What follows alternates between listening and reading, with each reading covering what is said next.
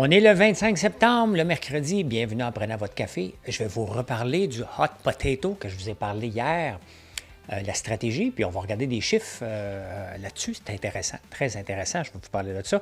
Débat d'urgence demandé par le PQ sur Nordvolt. Il est à temps. Si Ottawa tombe, le gain capital risque de tomber. YouTube sur la télé, j'ai des chiffres. Quoi faire à la retraite? La plupart des gens disent « je vais relaxer ». Ça veut dire quoi, ça? On va parler de ça. Visa qui est devenu un monopole. Vistra. Oh, Hydro-Québec sur les hormones. La Chine donne tout un coup de barre à son économie, mais toute une, hein? Tout un. Le Dow Jones en retard sur l'intelligence artificielle. Et je vous montre une photo de Madonna. Et je vous parle de Beyoncé. Ça passe ça tout de suite.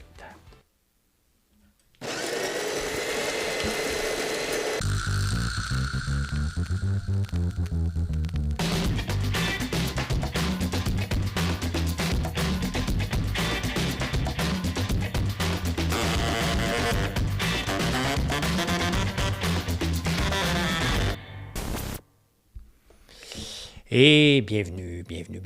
Merci de vous abonner. Hier, j'ai dit quelque chose, j'ai fait fâcher quelqu'un, je m'en excuse. Parce que vous vous abonnez beaucoup, puis j'ai dit vous êtes docile. Ben non, vous n'êtes pas docile, vous appréciez. Je ne voulais pas dire le mot docile, là. Je m'en excuse. J'apprécie énormément que vous faites un like, un commentaire, ou que vous le partagez. Mes vues augmentent, puis je me sens utile pour la réflexion de la société. C'est ce que j'aime faire. Je n'ai pas dit que j'étais indispensable. Là. Je me sens utile, dans une petite virgule, de vous faire réfléchir et de vous amener un autre angle. Et je travaille fort.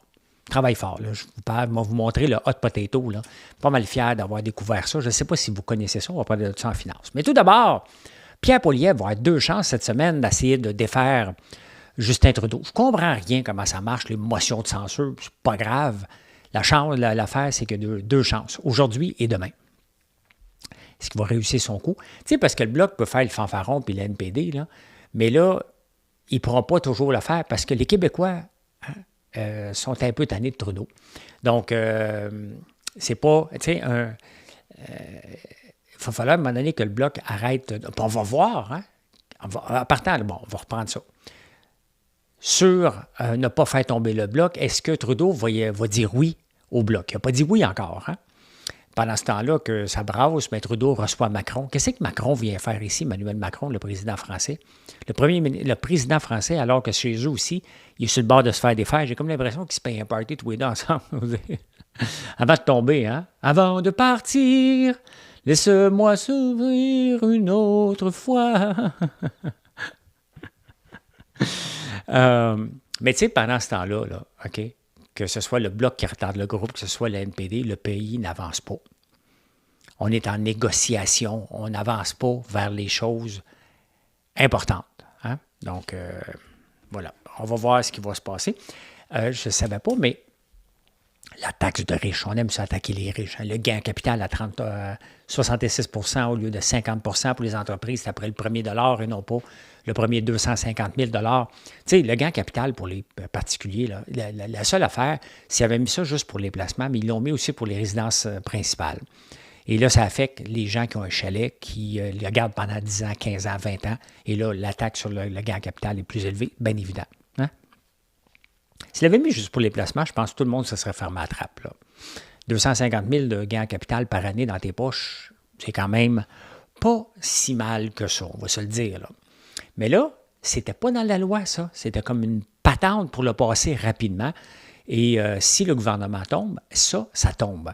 Et Éric Girard, le gars qui comprend à peu près rien des finances, qui est supposé de comprendre beaucoup, le ministre des Finances québécois, mais qui ne comprend rien, il envoie des statistiques. On a 50 % de la récession, on a 33 % on a 20 %, $1 better now too. Hein? C'est à peu près ça comme ça qui gère les finances de la province. Lui-ci avait copié tout de suite, hein, à 76 %, mais si l'autre tombe, on retombe dessus. Pas de la répète, hein? C'est ça quand tu ne sais pas gérer puis tu veux juste te copier, comme le Canada a fait sur les États-Unis, hein, avec la taxe sur le chinois. Même affaire. On copie tout de suite. Là, les Chinois, les Américains ont peur des Chinois. Là, ils vont dire, les logiciels qui se contrôlent tout seuls maintenant. Qui contrôlent l'auto. On est en train de devenir crackpot avec la Chine. Sincèrement, là, on a un pays des Américains qui ont peur de tout, puis ils font des lois contre le protectionnisme, le monopole. Je vais vous parler de visa tantôt aussi. Complètement hors contrôle, ce pays-là. Hein?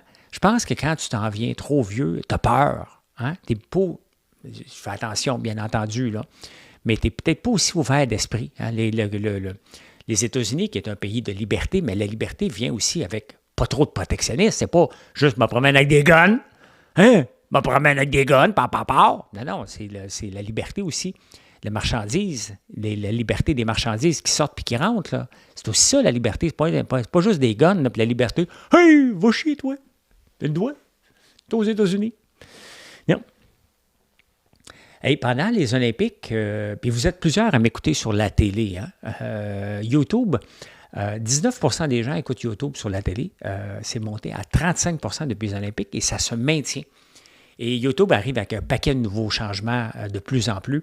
Et moi-même, j'écoute beaucoup de YouTube sur la télé, ce que je ne faisais pas avant. Hein? Quand je veux écouter quelque chose, je m'installe devant la télé, puis je regarde ce qu'ils me proposent. Donc, d'où l'importance de sortir dans les engins de recherche de YouTube aussi. Et quand vous partagez, je sais que j'en parle beaucoup parce que ça fait une différence, là, quand vous le partagez, quand vous commentez, bien, YouTube me présente de plus en plus dans cette barre-là de recherche en disant c'est peut-être intéressant ce qu'il raconte, ce gars-là. Bien, les gens me voient, me découvrent en écoutant la télé, donc ça fait une grosse différence. Mais 35% des gens écoutent ça. Je ne sais pas si la télé traditionnelle, des téléromans, puis tout ce qu'on écoute, a un futur d'ici 10 ans, là. J'en doute beaucoup parce que la moyenne d'âge qui écoute les téléromans en ce moment, c'est 55 ans et plus. C'est à peu près l'âge qui écoutait le baseball aussi. Donc, c'est une population qui vieillit, qui écoute ça. Il y en a peut-être du moins 35 ans, je l'écoute. Ben oui, mais la moyenne d'âge est de 55 ans. Et ça m'amène à vous parler de la retraite. Hein? Moi, je l'ai vécu, la retraite. Pas longtemps, je l'ai vécu. Et je me suis emmerdé de ne pas faire travailler mon cerveau. Et c'est pour ça que je fais ce show-là à chaque jour, entre autres. J'ai besoin que mon cerveau fasse des connexions pour comprendre les milieux politiques, les milieux d'affaires, les liens entre tout ça, comment l'économie bouge, comment un geste peut faire ça. J'en mange, j'aime ça, puis mon cerveau aime ça aussi. Vous voyez que je ne parle pas beaucoup de sport parce que j'ai rien à dire sur le sport. Il y a assez de lignes ouvertes là-dessus, là. À moins qu'il y ait quelque chose de financier, là. Je n'ai pas grand-chose à dire. Mais la retraite, la plupart des gens, lorsqu'ils vont prendre leur retraite, ils vont tous dire « Enfin, je vais pouvoir relaxer ». Ça veut dire quoi, relaxer à 65 ans? Bien, les statistiques sont là. Ça veut dire qu'ils écoutent en moyenne une demi-heure de plus de télé par jour. Alors qu'on veut faire bouger nos aînés. Hein? Bien, nos aînés, c'est 65 ans, me semble, c'est pas... Mais on veut les faire bouger. Il faut qu'on bouge. Y a-t-il quelqu'un vraiment qui prend sa retraite pour aller écouter la télé? C'est une conséquence d'une retraite mal planifiée. On prend notre retraite pour avoir la liberté. La liberté de ne pas se présenter au travail de 9 à 5, pas pour s'écraser devant la télé en te levant le matin. C'est pas ça. Il n'y a personne qui a eu cette ambition-là. À un moment donné, il dit « Moi, j'ai assez hâte d'écouter la télé. » Là. Lire des livres peut-être, prendre des marches, mais il faut incorporer le sport là-dedans, là. Il faut changer, aider les gens à changer leur mentalité. Là. La préparation à la retraite, je vous le dis, ça se prépare.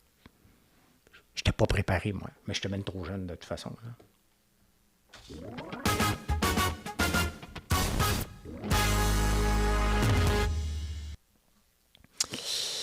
Bon, un débat d'urgence demandé par le PQ. Le PQ fait une très bonne job sur notre vote. Une très, très bonne job. Mais honnêtement, Christine Fréchette, là, on va se le dire, là, hein?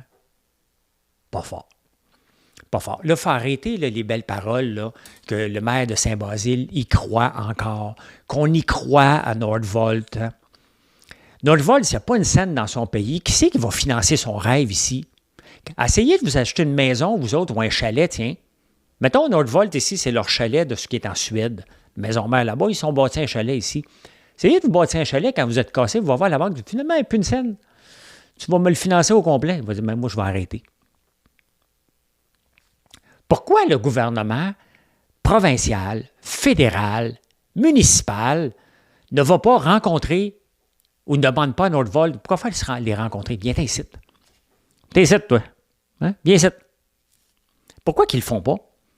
Pourquoi ils disent, regarde, on va mettre les cartes sur la table? Parce que le deal qu'on a signé avec eux autres, c'est plus le même deal aujourd'hui. Arrêtez de croire. Puis Marie-Ève Fournier, Maudit qu'elle est incompétente au 98.5, elle m'énerve. Je vais écouter autre chose parce que ça me fâche à chaque fois. Sa voix tremblotante qui essaie d'expliquer que Nordvolt, Apple est déjà passé par là, Amazon aussi. Non, non. Hein? Nordvolt n'a pas une scène. Amazon, là, il est un précurseur de la vente en ligne. Les batteries, le Nordvolt n'est pas un précurseur. La seule chose de différent, c'est que c'est la plus grosse compagnie en dehors de la Chine. Ils en font des batteries ailleurs. OK? C'est pas la même chose. Apple a déjà fait faillite. Sincèrement, là, on va mettre de côté le travail journalistique de côté. Ça prend des gens qui comprennent les finances pour en parler. On ne peut pas comparer. Ça, c'est le même genre de personnes qui vont acheter une action de Lyon parce qu'elle a déjà valu 21$ alors qu'elle en vaut 71 cents aujourd'hui. Ça a déjà valu, là. Oui. J'aime ça quand je prends cette voie-là. On a besoin. L'affaire, c'est qu'on est obligé de demander des débat d'urgence parce que la CAQ ne porte pas ses culottes. Christine Fréchette et Pierre Champagne devraient dire on est extrêmement inquiets. Et on doit revoir et parler. S'ils n'ont pas une scène dans leur pays puis ils viennent de mettre 1600 personnes dehors, comment ils peuvent avoir de l'argent ici?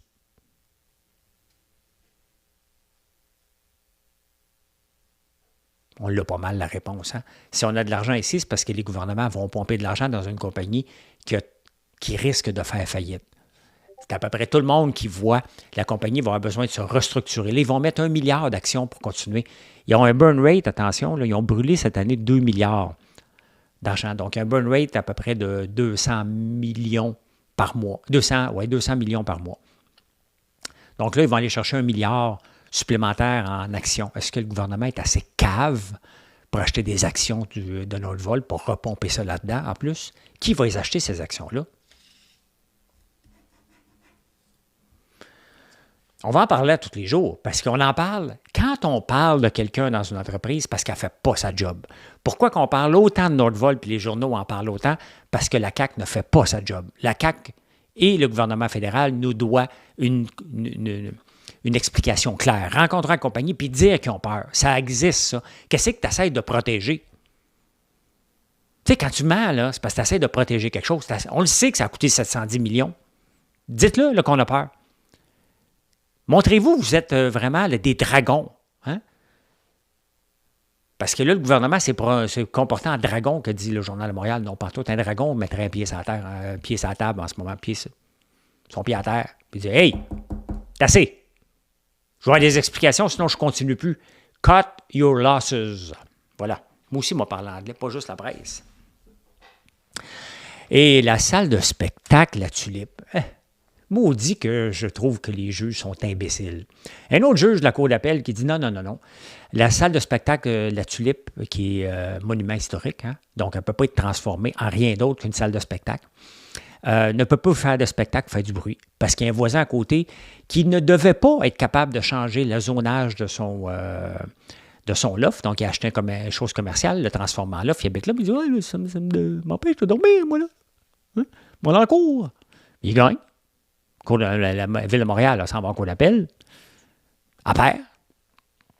Fait que là, on a une salle de spectacle qu'on ne peut pas transformer en rien, qui est un monument historique au coin de Papineau et Mont-Royal. Et parce que la Ville a fait une erreur d'urbanisme, on est pogné avec ça. Achetez-le, tabarnane. Rachetez-le puis changez le zonage. C'est quand comment tu veux. Ben, on t'exproprie. Sincèrement, là, les juges, qu'est-ce que tu penses? Hein? Qu'est-ce que tu penses? Ils se prennent pour qui, les juges? Sont-ils tous tarlats? Y en a-tu un qui a de l'allure à un moment donné?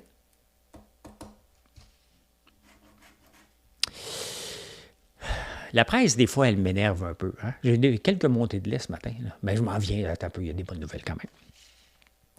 La SAQ, si la SAQ amenait sa game dans notre game, ça, c'est des expressions de Martin Saint-Louis. La presse, là, elle reçoit de l'argent du ministère de la Culture ou du Patrimoine, je ne sais pas, le Roberge, pour promouvoir le français avec des pubs. La presse reçoit de l'argent pour promouvoir le français avec des pubs. La presse n'a pas le droit de mettre de l'anglais partout dans son journal. On s'entend-tu là-dessus? Moi, je peux en mettre, là, parce que je ne suis pas financé par personne. Mais des fois, je fais des pubs pour BMO, vous expliquer certains placements. Donc, quand je regarde des exemples de fonds mutuels, je vais souvent regarder BMO parce que j'en achète du CDSP en partant. Puis je vais vous parler je vais choisir celle-là parce que c'est pas la main qui me nourrit. Hein. C'est des petites rentrées d'argent, mais j'aime ça parler de finances. Quelqu'un me dit, t'as de l'argent, veux-tu parler de finances? Mais un cave, on va le prendre, c'est sûr. Hein? Donc, voilà. Amener notre game. C'est vrai que la SAQ se comporte comme une entité commerciale et je ne suis pas d'accord, absolument pas d'accord que la SAQ aille dans la boisson non alcoolisée. Ce n'est pas son mandat. Ils se sont donné ce mandat-là de servir le client. Ce n'est pas leur mandat, mais pas pantoute.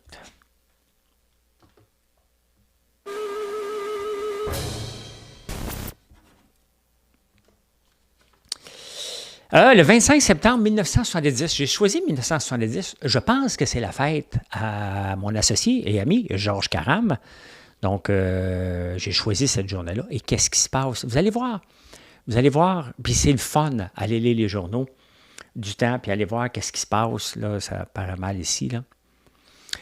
Il y a un nouveau ministre qui s'appelle Jean-Pierre Côté. La rentabilité des postes, c'est un idéal, non une priorité.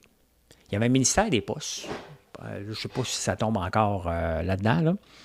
Là. Désormais, au ministère des Postes, il sera surtout question d'efficacité et de rien d'autre. J'en parle parce qu'en 2024, on parle encore de ça, il faut améliorer l'efficacité des postes. Il en sera tant et aussi longtemps que le service postal canadien n'aura pas remonté la pente et qu'il n'aura pas gagné la confiance des Canadiens. Je vous rappelle qu'on est en 1970, ça fait 54 ans. Ça? J'avais 3 ans. 47 ans. Et cette priorité devra passer avant autre chose comme la rentabilité, d'autres comme la rentabilité, l'automatisation, le réajustement des tarifs postaux. On est en 1970, en 2024, l'automatisation n'est pas encore tout à fait là. Hein?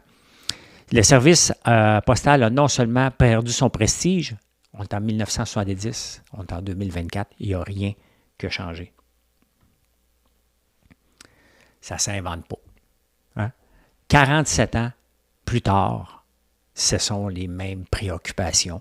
Les systèmes qui sont gangrénés de l'intérieur, c'est pour une vie complète. Il n'y a rien à faire. C'est la même chose avec la fonction publique. On ne pourra jamais rendre notre fonction publique aussi productive. Hein? C'est toute la machine. On parle de la machine.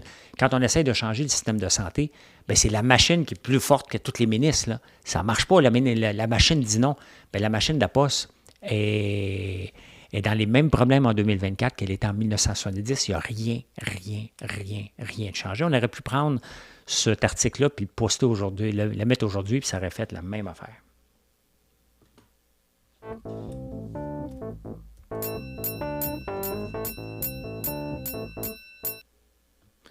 Je vous parlais du gouvernement américain tantôt, hein, qui voit, OK, il faut briser Microsoft, c'est un monopole. Donc, on souligne le succès. Hein, on les aime, nos entreprises, jusqu'à temps qu'il y ait trop de succès. Visa, c'est la même chose. Le Visa est en situation monopolistique, selon le gouvernement. Et bien là, ils vont attaquer Visa. Non, ça, c'est Vista. Visa.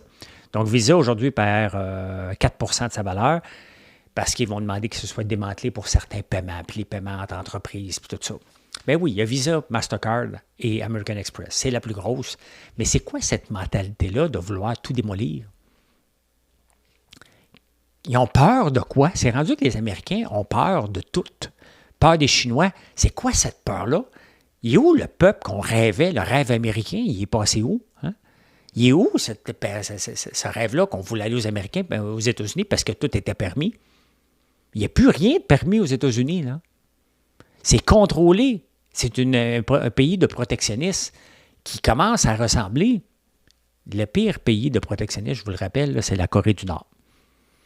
Donc, tout ce que tu fais comme mesure protectionniste pour limiter le peuple, limiter les entreprises, c'est ça que ça donne.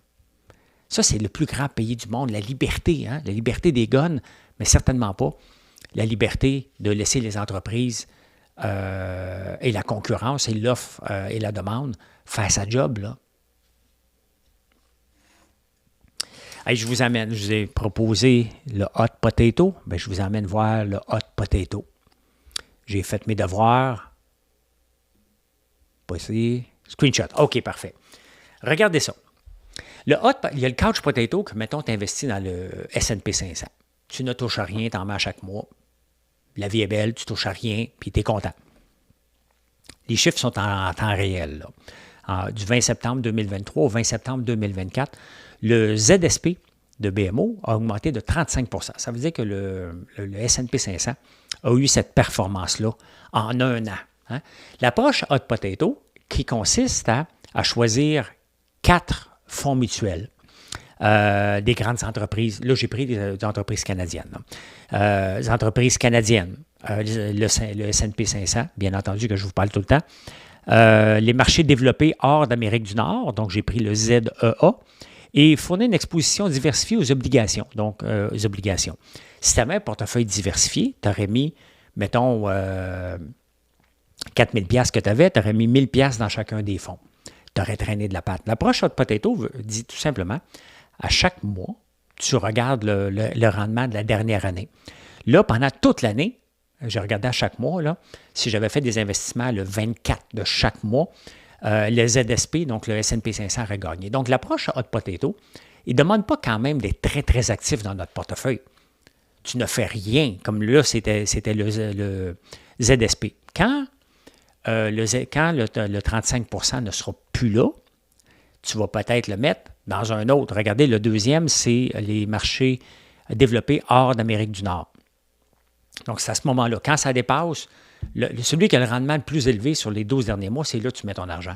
Donc, ça se peut que tu bouges juste aux 2 ans, là, mais sur une période de 20 ans, parce que des placements comme ça, hein, au lieu de rapporter du 9 % comme la bourse, le S&P 500 rapporte en moyenne entre 9 et 10 %, ben, en faisant cette approche-là, de déplacer notre argent au total, tu prends ton argent, tu la déplaces au complet, vers ce qui est le plus trending des 12 derniers mois. Donc, tu suis les tendances, tu aurais rapporté du 18 % au lieu du 10 %. Bien, vous voyez, regardez, il est là. On va le suivre. Je vais le suivre une fois par mois. On va l'amener sur ce même tableau-là, puis on va regarder qu'est-ce que ça a l'air. Je devrais être ici pour une couple d'années encore, parce que vous êtes là. On devrait être correct. Mais c'est très intéressant. Je ne la connaissais pas, cette stratégie-là. Et Loche les savons. Là. Tu sais, moi, c'est ce qui m'a inspiré à me lancer dans une savonnerie, c'est que j'ai toujours aimé passer chez Loche, puis j'ai trouvé tout le temps trop cher leurs savons. C'est une compagnie qui a des bureaux, une compagnie britannique qui a des bureaux à Vancouver, un peu partout. Ils ont 11 000 employés à travers le monde, ils ont des manufactures. Là, ils viennent de fermer Vancouver, ils se restructurent. Bien, tu sais, c'est sûr que, idéalement, tes savons, tu les fais tout faire à la même place, là, si tu vas avoir des économies de coûts. Mais là, il y avait des bureaux à Colombie-Britannique qui vont déplacer vers Toronto. Ils ont 11 000 employés. C'est une compagnie britannique qui est en restructuration, pas en faillite. Hein? Des fois, les entreprises, c'est normal, à un moment donné, ils vont se restructurer avant d'arriver vers la catastrophe. Et ça, c'est bon signe. On va la suivre de près parce que c'est sans bon quand on passe devant chez Loche. Hein? Hey, NVIDIA qui a une très belle performance depuis un an à la bourse, bien, elle s'est faite battre. Maintenant, ce n'est plus elle, puis encore aujourd'hui, ça monte. Là. C'est Vistra. Vistra, qui est l'équivalent à peu près de... C'est une compagnie d'électricité hein, qui est cotée à la bourse. Elle a une augmentation de 184 %. Regardez la progression de ça. Encore aujourd'hui, une augmentation de 3,46 %. C'est Hydro-Québec bien géré, c'est ce que ça donne. C'est à peu près ça. Regardez, hein? Hydro-Québec, si on engraisse des fonctionnaires, puis on est slow, puis hein, on fait de la politique. Regardez, quand tu ne fais pas de politique, tu fais de la business. C'est ça que ça donne. Les clients ont un bon service en passant. Là. Donc, 180 % de rendement versus 134 pour NVIDIA. Hein? Bien, NVIDIA, on va le regarder. Là, il a dû ralentir un peu. Là. Ce qui est normal. Ouais, regardez, une petite progression, une petite affaire de rien. L'autre titre que je vous montre aujourd'hui, le gouvernement chinois vient d'annoncer tout un coup de barre. Hein? Le plus gros depuis la pandémie pour redresser son économie qui est en déflation. Et j'ai ce fonds-là depuis très longtemps. FXI, qui est 25 plus grandes entreprises en Chine. Et regardez, on va regarder le long terme. Là. J'aurais dû vendre à un moment donné parce que En 2007, il avait monté. Il a monté un petit peu. Hein. Ici, en 2015, il était monté à 52. En 2017. Donc, il y a des cycles à peu près de 8 ans. Hein. L'économie chinoise semble avoir des cycles de 8 ans. Donc là, j'ai compris, là, parce qu'ici, regardez, 2015, il était à 52. Il est redescendu jusqu'à 28.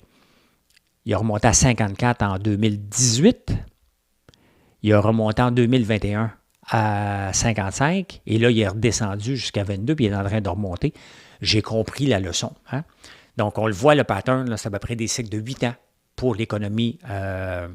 Ce qui est des cycles normaux, hein, c'est qu'on ne le voit plus ici en Amérique du Nord, mais la Chine semble avoir ça, des gros cycles de progression, des petits cycles. Donc, si on regarde sur un mois maintenant, bien, regardez ça, hein, ça remonte beaucoup, beaucoup, beaucoup. L'augmentation de 6 des grandes banques, ils ont coupé les taux d'intérêt parce qu'ils ils sont en déflation, contraire de l'inflation.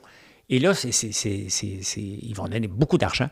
Mais ce qu'ils ont fait, puis c'est intéressant qu'on ne verra jamais ici, là, ils ont décidé de couper toutes les hypothèques.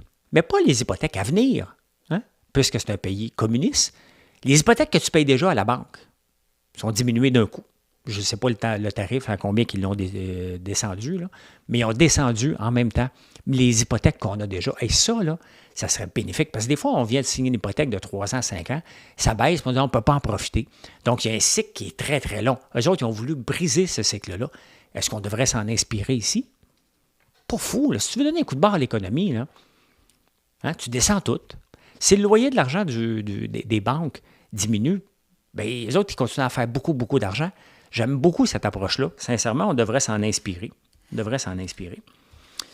Ben écoute, on regarde autre chose. Regardez le Dow Jones, qui est une belle progression. Mettons, on va regarder sur year to date.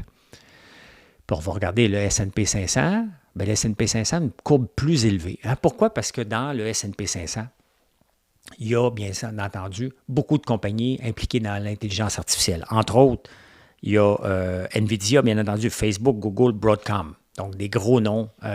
Vistra est là aussi. Dans le Dow Jones, c'est 30 compagnies. Coca-Cola est là. Mais il n'y a pas de... Il y a Intel, Cisco, IBM. On s'entend qu'aujourd'hui, ce ne sont plus les grands leaders en technologie. Donc, on n'a pas de Google qui n'est pas là. On n'a pas NVIDIA, Facebook, Google puis Broadcom. Microsoft est là, mais on a gardé des vestiges Intel. D'ailleurs, Broadcom veut acheter Intel. Donc, il va falloir qu'ils revoient le Dow Jones pour revoir la composition. C'est qui les plus grandes 30 entreprises avec un portefeuille mix, hein, parce que tu as du Coca-Cola et tu as du Microsoft. Là. Donc, intéressant, mais en l'entendant, il retarde le groupe. C'est comme ça qu'il faut dire ça. Ah, qu'il y avait des bonnes nouvelles. Aimez-vous ça, votre potato? Hein? Moi, j'aime bien ça. Moi, peut-être l'appliquer. J'ai un peu d'argent dans le ZSP. Donc, si jamais il en perd, moi le faire. Moi le switcher. Hein? Et salut.